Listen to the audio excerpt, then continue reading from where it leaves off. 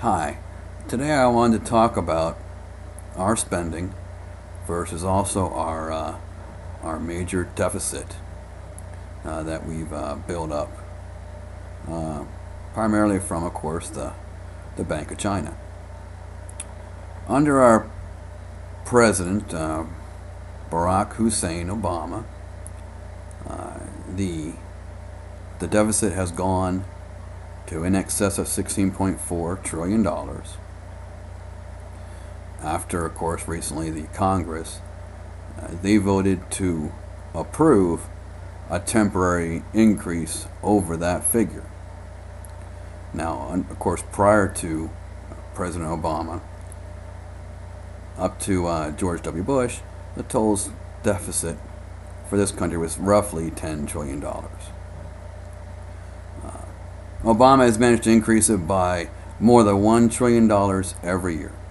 And currently, just recently updated in fact, we are now borrowing 46 cents for every dollar that we spend from, of course, the good old Bank of China. And with that kind of a deficit, I'd have to say they kind of own us. We're going to have to eventually do something to take care of that debt. If we print money, which the Fed, of course, does a good bit of already, that leads to inflation. And that is probably almost a certainty to occur here in the not too distant future.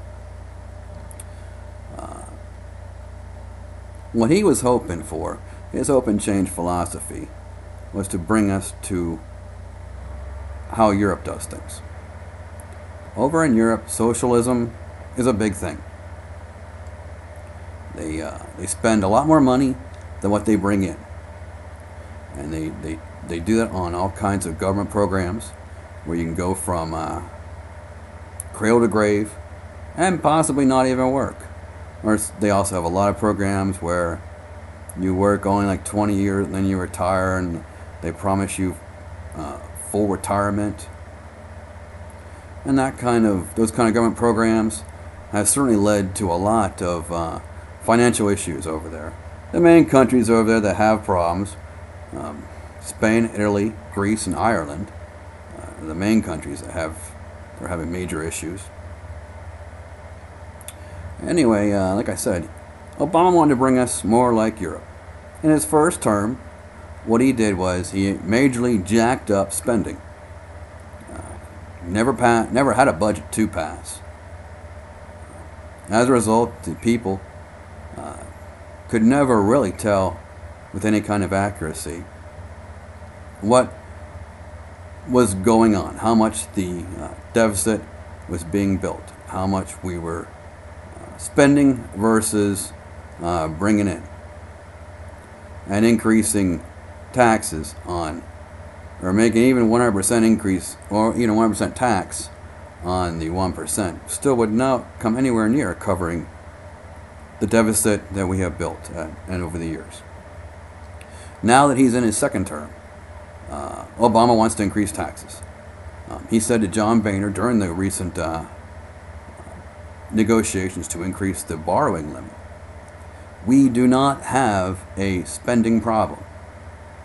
What he meant by that, his translation, is that we have a low tax problem and we must increase taxes on everyone, because he wants us to be a socialist utopia, just like Europe, and have probably the same type of success like Europe. Oh wait, it's not working very well in Europe. Uh-oh. When things eventually do go down the crapper. Obama thinks it'll work here, but clearly it won't. In my opinion, on the sad side, we are already a socialist country with the amount of money we're bringing in and the amount going out. So I think, unfortunately, more fitting names for this country versus USA, the United States of America, and this is not exactly a complimentary thing, certainly. The United Socialist States of America, the USSA, is one possible name, though. should strongly be considered in reality based on what Obama's wanted and what Washington has done. All the politicians, both parties even, not just the Democrats. The Democrats certainly are much more eager to try to get us to socialism and to help supposedly the downtrodden. And in the end, someone has to pay, and that's what people are not told. Or the Union of American Socialist Republic, the UASR. That's more like, of course, what the Soviet Union used to be when they were called the USSR. And I also saw a recent news story on a local TV station. It had to do with a single mother. I believe she had roughly 2 children. Her income was roughly $19,000. She qualified for another $88,000 worth of all kinds of government assistance. Whether it be, I don't know the complete list, and that I'm sorry, but her total amount she could have qualified for was $88,000. That's a staggering figure. It's no wonder people don't want to work. Why would you want to work if you can make that much money on the government, and you are making that much money in the government? It wouldn't pay for you to work, and that's why people won't work. And then eventually the people like me and most people watching this who are paying for it, eventually something's got to give. So that concludes this video, and certainly also want to add, I hope sometime to have a couple special guests to interview in the future for a future video. I'm hoping to interview, or at least have them appear, possibly Barry and Joey. I think if I can have those 2 guys appear, that would be great. If either one of you sees this video, if you know how to get a hold of me, feel free to do that. But either way, I'm hopeful to have Barry and Joey make an appearance on a future video. At least I'm hoping to have them appear on the video that will be a comedy coming up in the springtime, and it'll be a good one based on my plans. Have a good one. Thank you.